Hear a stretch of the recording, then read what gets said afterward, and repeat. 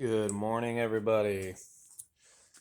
We're going to do a quick how-to on breaking down these kinds of A coils. I'm going to break one of them down and then I'll come back through and point some things out in detail. These are just a little bit different than the ones I mostly get.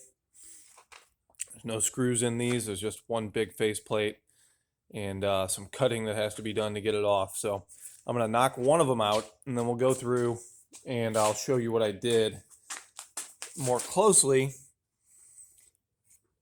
And I'll be honest, next to water source heat pumps, these are probably the most annoying thing that come into my scrapyard on a regular basis. They're really not that bad. Once again, it's just me being a baby about something I don't really like. But honestly, I really don't like these ones. They don't weigh that much. You don't get a ton out of them, except for that one nice big hunk of copper. And they're a pain in the ass.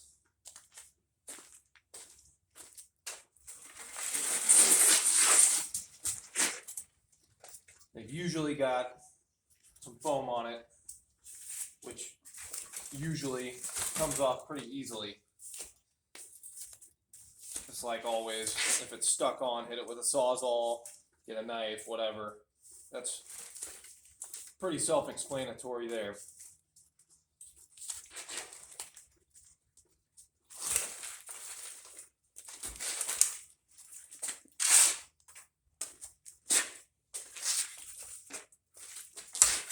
So, first thing I'm going to want to do is get this bottom plate out of the way. Usually a quick tap on both sides is all you need. That one was already loose. Came off pretty easily. So, sometimes you can just wiggle the whole thing and get that nice big hunk of copper off of there. Sometimes it doesn't want to break the way you need it to.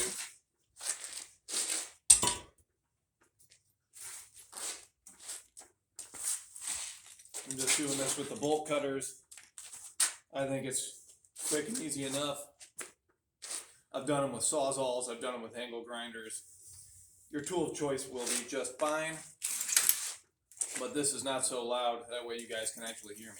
So cutting the copper off, cutting the brass off, just like we normally would for pretty much anything. Now, the way you cut the copper on these is what's really important, because if you make it all jacked up, this steel plate won't want to knock off when you come to hammer it. They're pretty narrow passages that these copper pipes are coming out of, so you want to get it just right. This thing's getting loose. And just right usually means as close to the bottom or close to the steel plate as you can manage, and as straight as you can manage.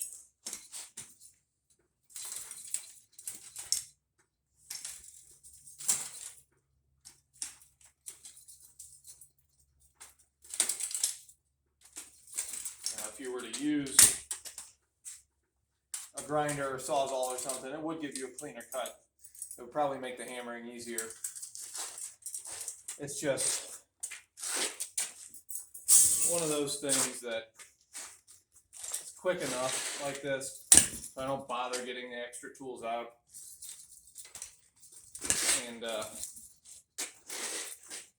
don't know, I get tired of the noise of constantly running a Sawzall, constantly running a grinder. I get tired of feeling that vibration on my hands. It gets old after a while, starts to not feel so good. So that's one of the many reasons why you see me using my bolt cutters all the time. It's still a hell of a workout for the arms, which I don't need. But at least I can avoid the headache of the noise, and I can avoid the vibrations. So we've got all the copper cut off that we're going to get. plus one little tiny piece of brass.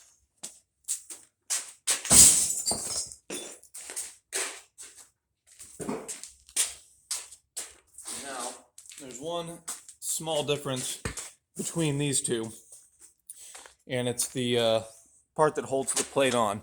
This has got this little tiny twisted piece. We're just going to untwist that so that you see it's coming through a slot in the steel plate. Untwist it, knock the steel plate off. That's actually not super common. This is much more common. This bar going through this piece, which comes out of a slot in the plate. So you got to get that bar to come out sideways usually. You can't cut it out. You can do lots of things, I suppose. You typically want to get that to slide out, and then this plate will come right off of it. We're going to go ahead and finish this one up real quickly.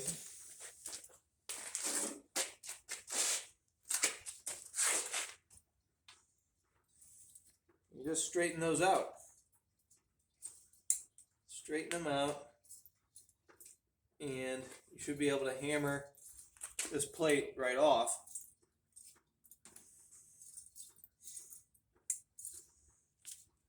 Some might say you can beat it off, but I wouldn't say that.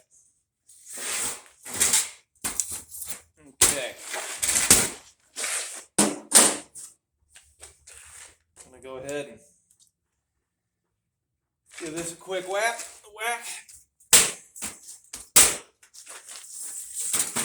So you see the copper is still hanging on a little bit on the bottom, but it doesn't take much to get it off. So that side's done. Go ahead, straighten out these guys. Sometimes they'll just break right off. I could tell that one was almost all the way broken. Matter of fact, all of them are on this side. Easier to just do that. And see the iron just falling off.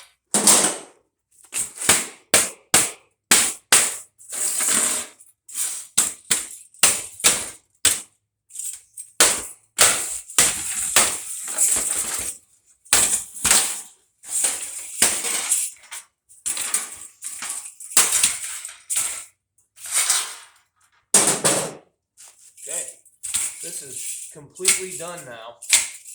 This is a pile of clean ACRs. That's one difference you might notice between the normal coils we get and these ones. Once you've knocked that steel plate off the end, there is nothing but aluminum and copper here.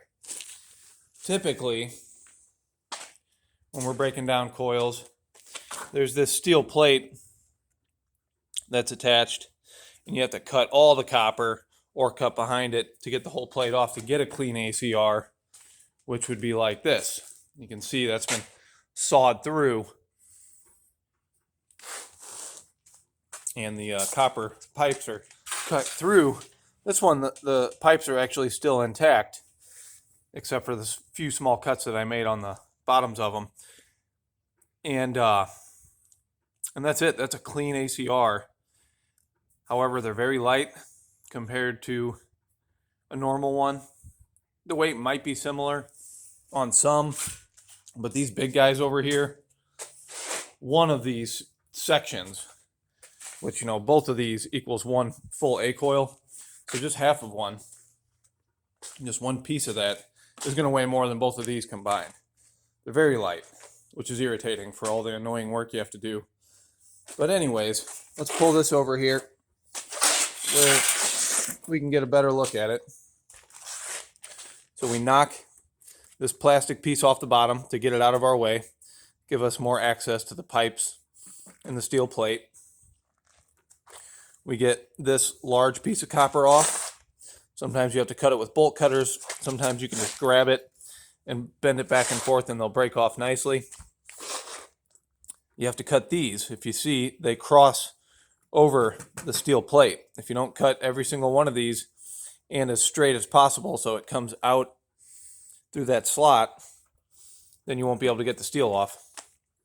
It's all kind of self-explanatory once you realize what you're looking at. Cut the copper there and there. You got a little piece of yellow brass. Cut these guys down as low as you can manage. They're shaped a little goofy so they don't come out of the steel plate very easily. Those are another annoying part.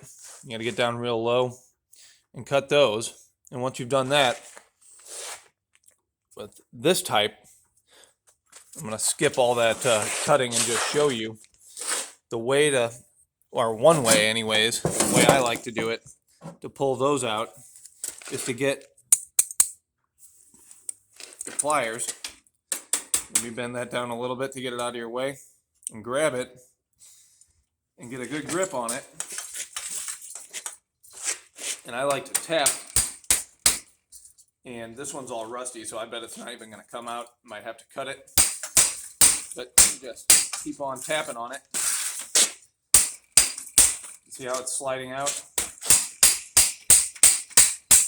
That's why I like these kind of pliers, because they have this flat part right here, so you can keep a really good grip on whatever you're trying to grab, and you can wail on these and it won't hurt them.